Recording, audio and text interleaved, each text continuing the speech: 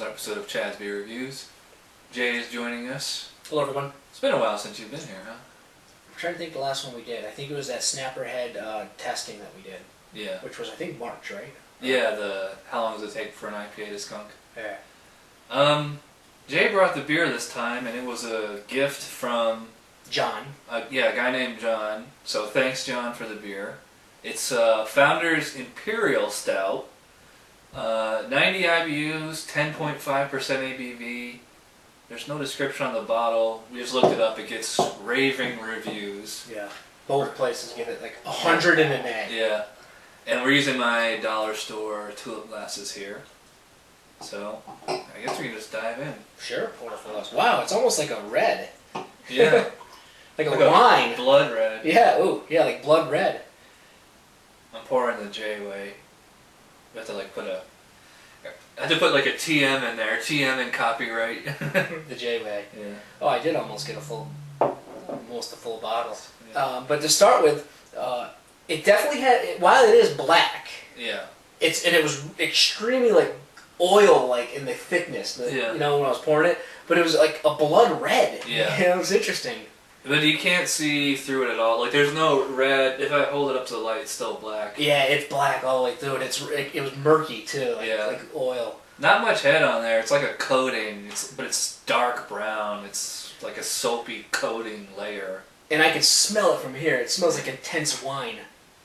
Yeah, it's got that kind of sour grape kind of thing. Yep, or plum, and it's even got a chocolate notes to it as well. Yeah, definitely chocolate. It's like it's not actually that boozy in the nose for 10.5. Yeah, it's more wine-like than it is boozy. It's very faint, but it's like you kind of get that dry rubbing alcohol, but it's like compared to other Imperials we've had, it's so much more subtle. It smells like it's going to be delicious. Yeah. I'm wondering if mine's maybe a little too cold. I might have to let it warm for a while, but... Yeah. But anyway, let's give it a try. Yep. Cheers.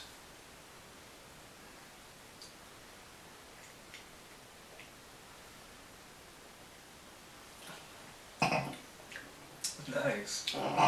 Yep, I like that. It's up front. It's like there isn't a whole lot up front. All the flavor is on the finish. On the finish, absolutely. It's a dark fruit and then like a intense chocolate. Chocolate. Yeah, like dark chocolate. It's bitter. And when I took my second sip, I even got a tad bit of like a smoky type taste as well. Just a little bit, or like not a smoky, like a burnt taste. Yeah, it tastes a little kind of like burnt chocolate, because it does have that bitter, borderline salty taste to it. Yeah, but it is 90 IBUs, and that's a good way to balance out the booziness of it. Yeah, you could definitely tell the dryness and the bitterness is in the front, but it's got a sweet, chocolatey taste in the finish, and that's it gets you past that pretty quickly. See, I've never really been a big fan of Russian Imperials. I'm starting to come around on them, because like the Bell's Expedition was similar to this. Yeah, it is similar. And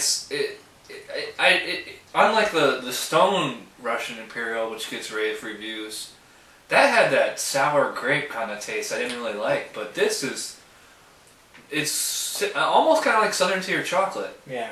That's more like a milk chocolatey. Yeah. This is more like a dark chocolate. Yeah. But I think why I like Russian Imperial Stout so much is, first off, I really like that heavy dose of the chocolatey taste. I also like that like thick coating in the mouth you get from these Russian Imperials. Yeah. And I also like how smooth they are. This is super smooth. Yeah, you are getting that kind of smoky taste, as you said. It's almost like a barbecue kind of thing. Yeah. I mean, it's obviously not a smoke beer or anything like that, but it's just, I wonder if they smoke their malts. Yeah. It's not super roasty tasting. No, I just get that smoky flavor in the finish. Yeah, smoke and burnt chocolate. A little bit of a dry, alcoholic finish, but it's, for 10.5%, they've done a really good job. Yeah, I mean, I'm having no trouble swinging it down. Maybe like I'm taking baby sips, like some Imperials I have to. Mm-hmm. It's so good, you want to nurse it. And we still got a lot left in the bottle. Yeah. You want to take a break and come back at the end? Absolutely.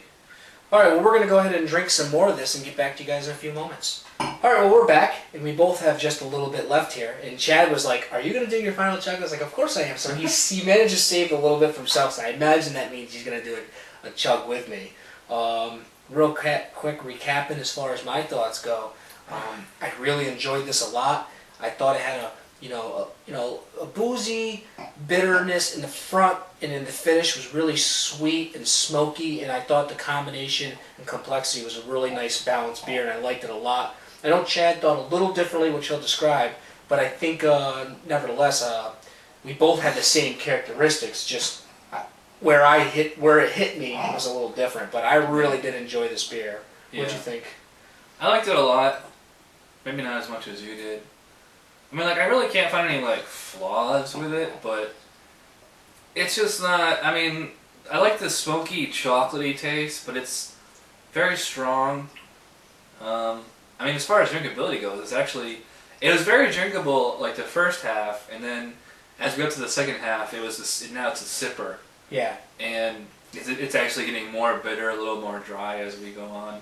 And you can really tell the IBUs in this, too. I mean, yeah. That smokiness is an interesting component, because I don't think I've ever really had a Russian Imperial with like such a noticeably smoky taste to it. It's like when you fire up a charcoal grill like that. Yeah. It's like almost the exact same thing. Yeah, definitely. And again, like, I think also, when you say you didn't like it quite as much, I think I just happen to like Russian Imperials a little more than you do. Yeah. Like, you like IPAs a little more than I do. Yeah. So that might also play a small role as well, but... I like it a lot. I'm going to go 9 out of 10, which is excellent. It's, almost as good as it gets, but not quite. And I'm going to change things up for once and give you my score and then do my final chug. Right. Why not make it different? I'm going to give this a rating of top notch, which in your world I imagine that means a 10 for 10, right? Yeah. The only difference for me, a top notch beer, the only thing that beats that is if I were to put this in my top 5 favorites of all time. Yeah. It's not going to bump any of my top 5. So...